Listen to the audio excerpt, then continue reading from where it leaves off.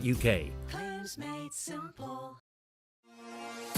At Direct Line, we know that for multi-property landlords, sometimes the tiniest of things can turn into way bigger problems. From niggly contract issues to keeping up with ever-changing legislation.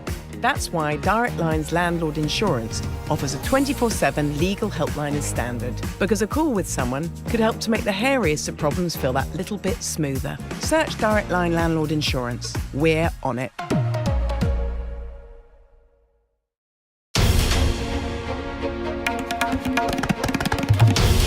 This is NDTV, and you're watching NDTV 24/7.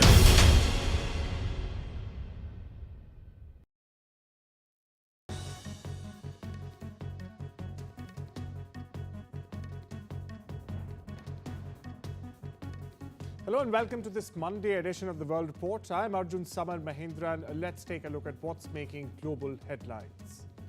US President Donald Trump on Sunday called his Russian counterpart Vladimir Putin crazy for launching one of the biggest strikes on Ukraine since the start of the war. He in fact also warned Moscow that any attempts at a total takeover of Ukraine would quote-unquote lead to the downfall of Russia.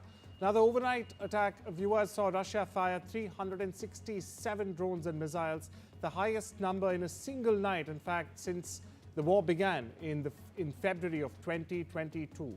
At least 12 people, including 3 children, were killed and dozens more injured in widespread strikes across Ukraine.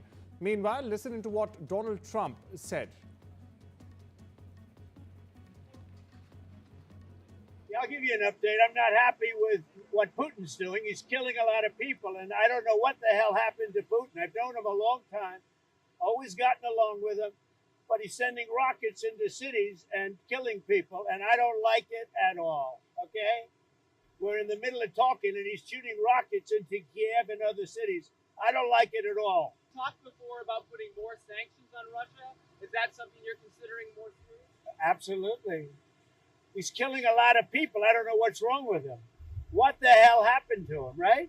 He's killing a lot of people. I'm not happy about that. Well, my colleague Vishal Vivek joins us for more on this story. Vishal, repeated calls for mediation from Washington to Moscow. Also an invitation, in fact, to Turkey's Istanbul for the talks. They've been snubbed time and again. What do you think the Trump administration will do now? Well, this statement from Trump makes it clear that the US administration is quite unhappy with Russia. There have been some rumblings in the recent weeks which suggested that there would be some friction between both the leaders, but this makes it clear. This comes in the wake of, US sort of siding with Russia in the weeks ever since the talks between both the parties started for a peace deal. This indicates that the US could now definitely take some action against Russia because in March, Trump had indicated that there will be some sanctions on Russia pertaining to banks or some oil sanctions. So there could be some actions in those areas, but so far we can say that Trump is getting increasingly agitated with what Putin has been doing in Ukraine. These fresh wave of attacks, the biggest air attacks in Ukraine actually killed 13 people. So this has agitated Trump, and it remains to be seen what action US takes, but this has definitely made the ties between US and Russia, which seemed to have been getting better, worse for now. Well, thanks for getting us the latest on that, Vishal. And of course, we'll keep on following up the story. Now, moving on, new satellite imagery shared by the widely recognized geointelligence expert Damien Samar shows evidence, in fact, of the Indian Air Force strikes on Pakistan's Murid Air Base, which a command and control structure appears to, in fact, have been taken out. And viewers, what's more, a new image from the Noor Khan Air Base also shows an entire area having been demolished. The Indian Air Force missiles had hit 2 large vans here, believed to have been command and control units. The area further around this area where the IAF struck with pinpoint accuracy has now been cleared out. And well, here's my colleague Vishnu Shom unpacking the latest on this. Well, the satellite imagery, and let's have that up in a moment, full screen. The first image that you actually have on your screen now is of the Murid Air Base. And it appears that there's been substantial damage over here. The image on the left is what it was before the strikes took place, but the low resolution imagery put out by the renowned geo-intelligence analyst, Damien Simon, and it's his interpretation, which is always fairly accurate, is that there's been damage on the building on the right. It's a command and control center. It appears to show a damaged section, a collapsed roof. And this, I would suggest, is indicative perhaps of drone strikes into this particular area. The next image, if we can just get onto, is of the Noor Khan Air Base. The Noor Khan Air Base, you can see one of the strikes which took place over there earlier on. Now, earlier satellite imagery post this particular strike at Noor Khan showed a particular command and control center which had been destroyed. So let's have that satellite imagery up as well. And what the new pictures put out by Damien Simon actually shows, not this. Can we go to the next image, please? So the next image, which we should also have, is of the Noor Khan Air Base, which actually shows the entire area where the Indian Air Force struck with precision accuracy. That has been taken out, that has been removed. So the picture that we have on our screen is not what I'm talking about, but the other satellite imagery, which we should be having up on our screen, shows that the entire area around where the Indian Air Force struck has been cleared out post the strikes. All party delegations from India reached to their respective countries carrying a loud and clear message against Pakistan and its sponsored terrorism. Now, this after India ramped up international pressure, in fact, on Pakistan post the deadly Pahalgam attack. Global leaders, meanwhile, have backed New Delhi's unified and determined stance against terrorism. The global chorus against Pakistan has only grown. From Germany to Paris, the world, in its strong words, called out Pakistan and its long-standing pattern from the Middle East to the UNSC. Listen in. So it was an excellent visit, and I assured the delegation that Guyana stands unequivocally with India. We are against terrorism, and we believe that all those who perpetrate terroristic acts must be brought to justice. So it was an excellent visit, and we are happy that the delegation came from India to Guyana. US President Donald Trump has said that he would pause his threatened 50% tariffs on the European Union until the 9th of July after a very nice call with EU chief Ursula von der Leyen. Now, Trump had threatened on Friday, in fact, to invoke the steep tariffs as soon as the 1st of June, saying talks with the European Union over his previous levies were going nowhere. Now, listen into what the US President said. Spoke to European Commission President von der Leyen. Did you discuss the 50% tariffs, and did you agree to remove? She just called me, as you know, and she asked for an extension on the June 1st date. And she said she wants to get down to serious negotiation because I've told you specifically, haven't I told anybody that would listen? They have to do that. And we had a very nice call, and I agreed to move it. I believe June 9th would be, July 9th would be the date. That was the date she requested. Could we move it from June 1st to July 9th? And I agreed to do that. And that she said we will rapidly get together and see if we can work something out. Here's my colleague Rishabh unpacking the latest on the story. Seen is the fact that this is another temporary reprieve in what has been a very sort of hard-set stance from Trump, meanwhile being very flip-flop also in the way that he's implemented these tariffs over the last 3 months or so. What we've seen is that we also have confirmation that it was the European Union and the office of Ursula von der Leyen which initiated contact with Trump and asked for this sort of temporary reprieve. And we've seen that this sort of tactic that the Trump administration has deployed, including the reciprocal tariffs as well as the baseline tariffs that administration has imposed on a lot of its trading partners, has worked, and it has brought a lot of these trading partners back to the negotiating table, where now the US can work towards fairer deals. What it calls has been very, very unfair, this trade sort of surplus that a lot of other countries share with the US, but the US remains in trade deficit. So that is what this Trump administration is now sort of addressing with these series of tariffs, and then the sort of take back of these tariffs, and then inviting trading partners to the negotiating table. What we've also seen is the fact that it has been extended to July 9, which is also the 90-day temporary pause period for the reciprocal tariffs. Reports state that Israel's military has said it would in fact capture 75% of Gaza within 2 months. Now, this is as part of a major new ground offensive against Hamas. Israel has recently escalated airstrikes and aims to confine Gaza's 2 million population into an area amounting to 25% of the besieged enclave, reports assert. Staying in line with the Israel-Hamas conflict, an Israeli airstrike, in fact, on Gaza hit the homes of a doctor, killing nine, including her 10 children, while she was on duty at her hospital. Now, shifting focus to the land down under, Australia's Prime Minister Anthony Albanese has said it was an outrage that Israel is withholding humanitarian aid from Gaza. Albanese told reporters in Canberra that Israel's actions are quote-unquote completely unacceptable. Now, Israel blocked all food, medicine and fuel from entering the besieged enclave for 2.5 months before letting a trickle of aid enter last week, after experts' warnings of famine under pressure from some of Israel's top allies. Here's more. Hamas, a terrorist organisation who should have no role in the future of Gaza or the West Bank. We make that very clear. We make clear that hostages should be released immediately. We've consistently and unequivocally opposed what happened on October 7. But states, which are democratic states, have a responsibility to behave in a way that is consistent with international law and with humanitarian concerns. And the whole world is concerned about what has occurred with the blockade, and Australia will continue to make clear statements on that. Bangladesh's chief advisor Mohammad Yunus has said that the country had been in a state of war, in fact, since imposing the ban on the activities of the Awami League.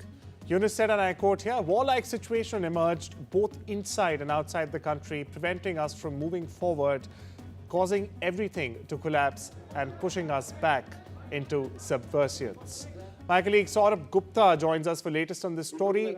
Saurabh, from a total political collapse to an industrial collapse, we've seen industry leaders come out last evening and, underline the grim situation that the country faces. Everything that could possibly go wrong for Bangladesh's interim government and Mohammad Yunus is, in fact, going wrong. So what are you picking up? What's the latest? And how do things, moreover, look for Mohammad Yunus and his interim government?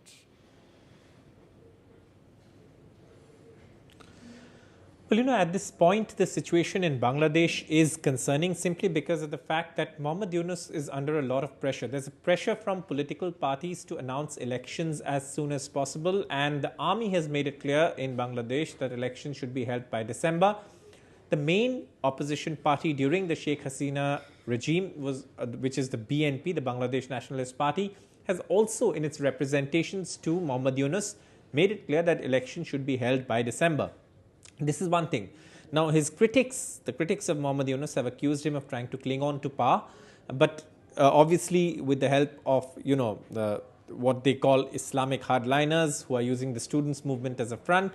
But in all of this, Yunus is also under a lot of pressure over what we call a Rohingya corridor, which is a plan that he wants to push through. Sources say that the plan is fronted by the UN, backed by the US.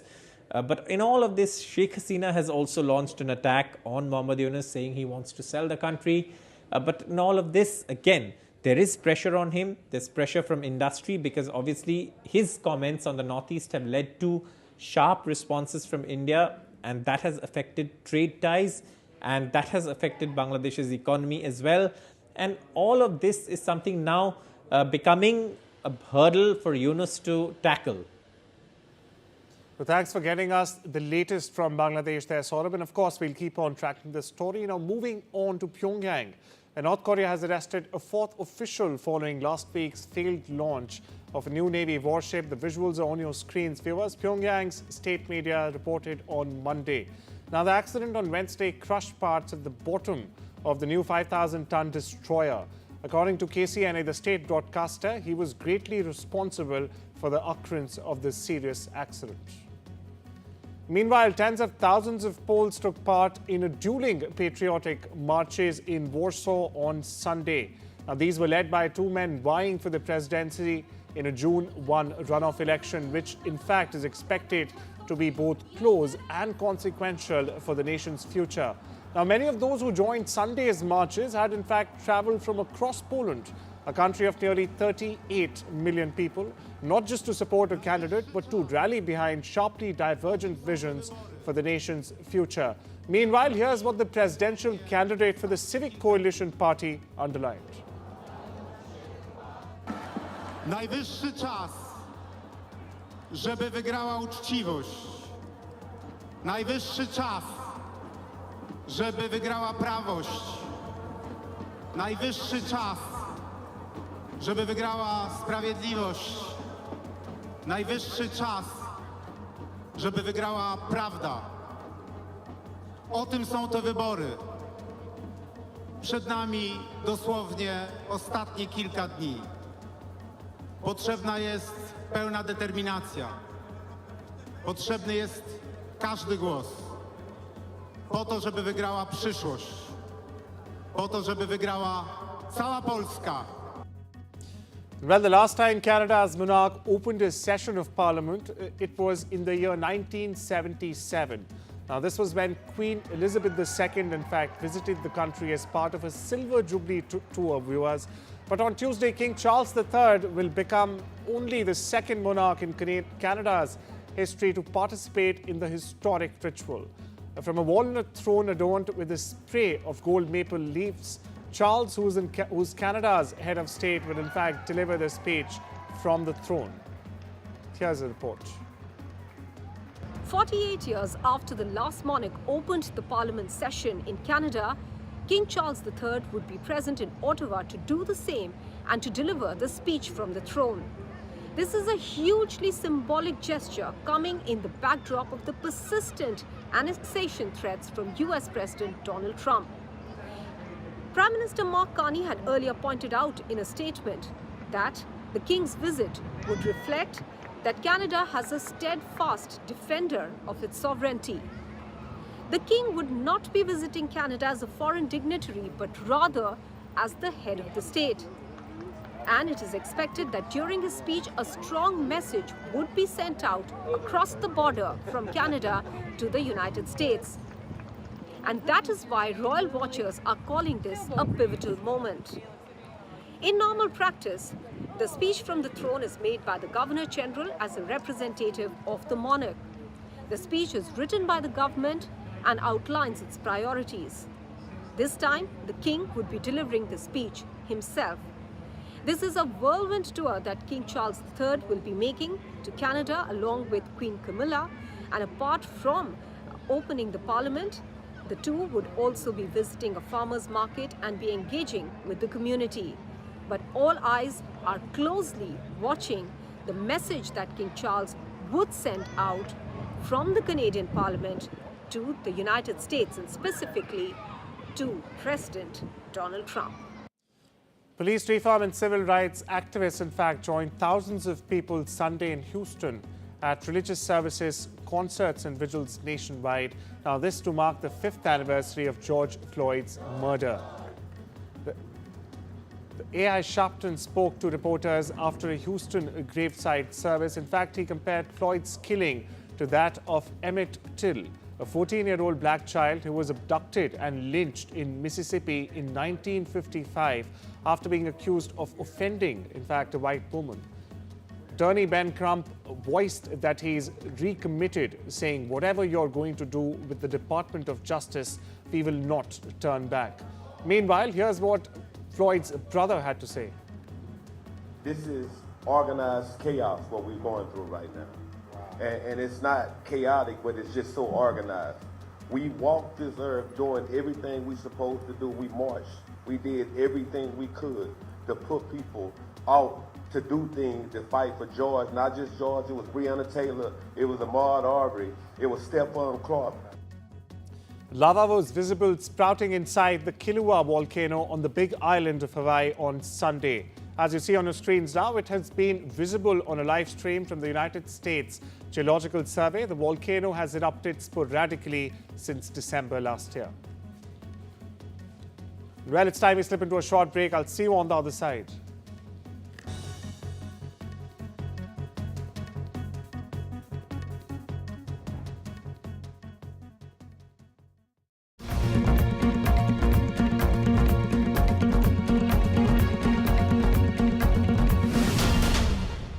In today's interconnected world, India's voice is more crucial than ever. When India speaks, the world listens. At NDTV World, we are that voice, bringing you intelligent and insightful news from India and beyond. From geopolitics and diplomacy to economic shifts, migrations, tech disruptions, and the stories of our diaspora. We cover the news that shapes our global future. NDTV World, your new home for global news, is here.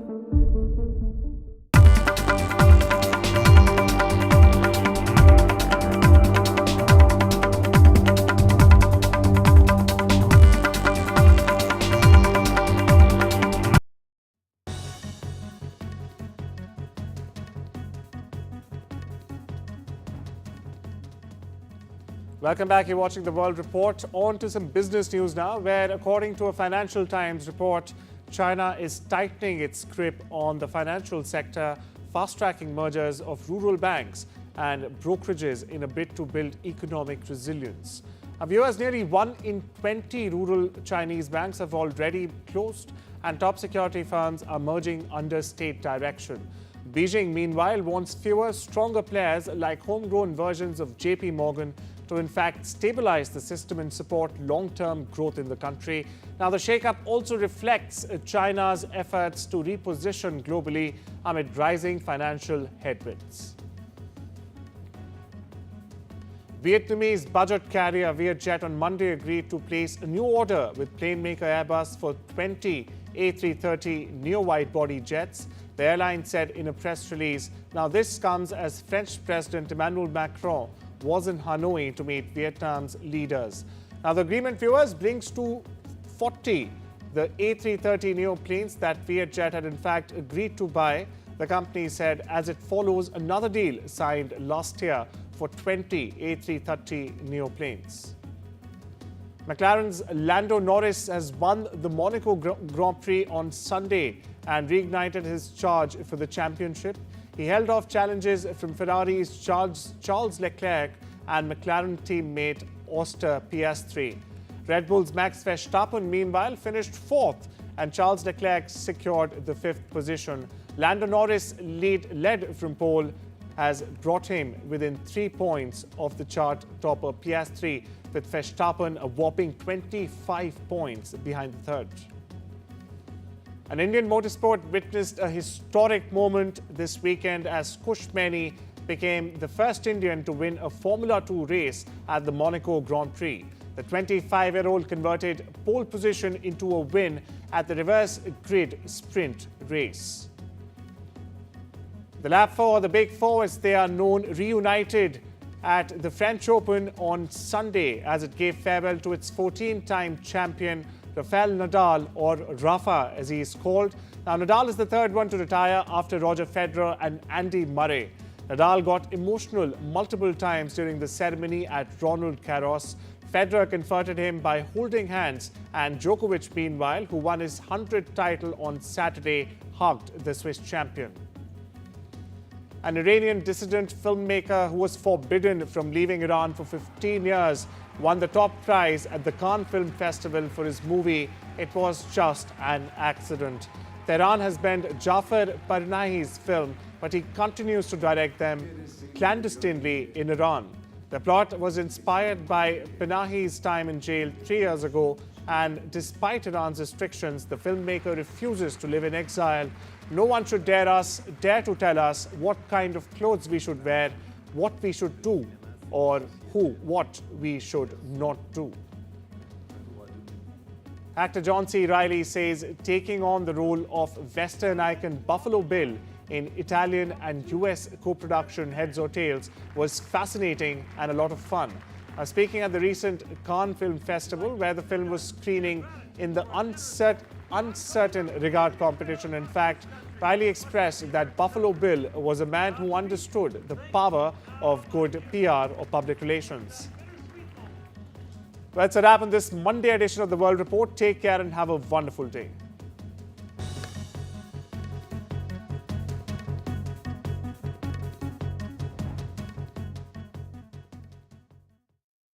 Panda Bingo is the home of brilliant bingo rooms, great games, and out-of-this-world offers. It's absolute pandemonium at pandabingo.com/bingo. We all love a bargain, like these flatmates who switched to Vodafone and are now paying less for their full fibre broadband, which means they can still stream 2 shows at the same time. But for less. Still gaming with mates, but for less. It's easy to switch to reliable full fibre broadband for less from Vodafone. Whatever you need to ask about cancer, Macmillan's free support line is just a call away. Hello, Macmillan. Whether it's money... Am I going to lose my job? Getting on with life. Can I still go abroad? Get insurance? Or just need someone to listen. How do I tell them? Our specialist advisors are here to help as often as you need them. Whatever you need to ask, cancer, money, life, call us now on 0808 134 1000. Someone's happy. Get that lucky cow feeling with luckycowbingo.com/bingo. The site that's bursting with beautiful bingo games. 75 ball bingo. Even 90 ball bingo. Fill your bingo boots today. Get that lucky cow feeling at luckycowbingo.com/bingo or download the Lucky Cow Android app from the Play Store. John from work said it's a lovely hike. Triathlon, John. Hmm. Right, Rosie, can I have the boots bag? No, I meant the hiking boots bag. Did we not bring it?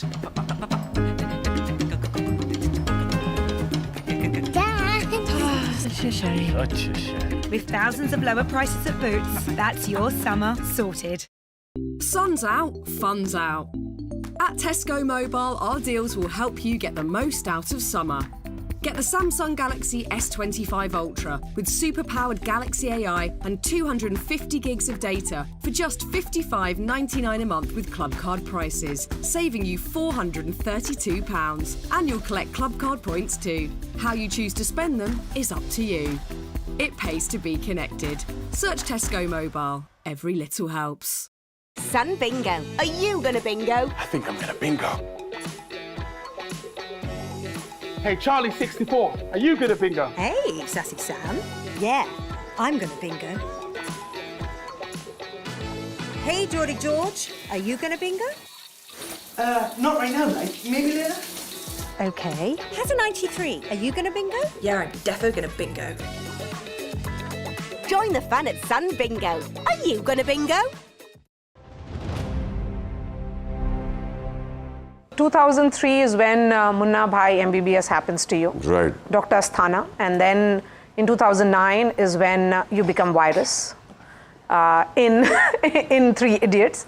And then you make a directorial venture through Mehta Boys. Right. It has been quite a journey. Yes. But these two characters were particularly those which are seen as iconic. Would you say that they reshaped your entire, acting career? You're absolutely right. People identify me with these two characters. I have had a learning curve through a lot of other characters too, but yes, there's no denial that these two, and if I might be allowed to put in one more, was Khosla Ghosla Right. Khurana. because, and you're from Delhi, Yeah. right? And I was cast for that role and I was very hesitant. I went to Delhi to do some research on the character and I met a young actor over there, not young, young in my eyes, who said, you know, I'm a little upset with you. I said, why? He said, I auditioned for this role. And of course, you didn't get it. So, but why are you upset with me? Tell the casting director or the director, why are you blaming me? He says, you see, you're a Parsi from Bombay. You're a Parsi from Mumbai. If I get a very important role of a Parsi in Mumbai, how would you feel? Yeah, he got a point. I said, now what are we going to do about this? So I said, and I gave such a fantastic audition. I researched and researched. I said, I tell you what, I got a better idea. Teach me. Help me. You must take help. And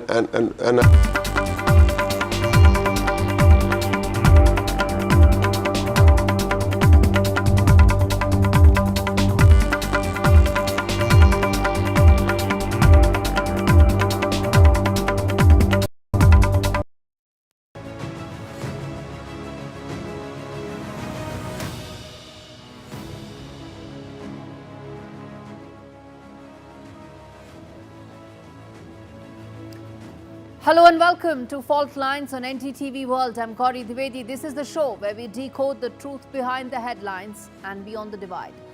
Today, while Pakistan faces international pressure to stop sponsoring cross-border terrorism, its internal divisions and fractures are growing, whether it's in Balochistan and Sindh, leaving Islamabad's security, stability and unity in complete shambles. And then we'll take a look at the ideological battles that have ensued between the Trump administration and America's top universities. It was proud of once, the Ivy League, the left versus right, fractured and divisions playing out in American campuses. But first, let's take a look at our top story on the show.